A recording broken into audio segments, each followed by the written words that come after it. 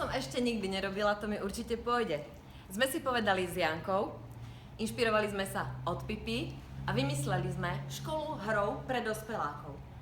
Naučite sa veľmi veľa praktických vecí na to, aby ste boli šťastní v živote.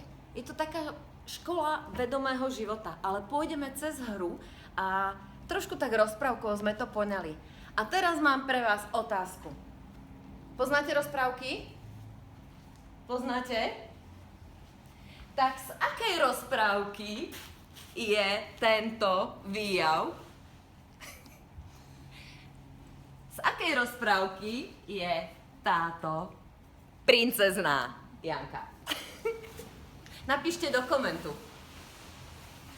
A vidíme sa v škole hrou pre dospelákov vo Fanfabrik v Liptovskom Mikuláši. 4.9. začíname workshopom o čakrách.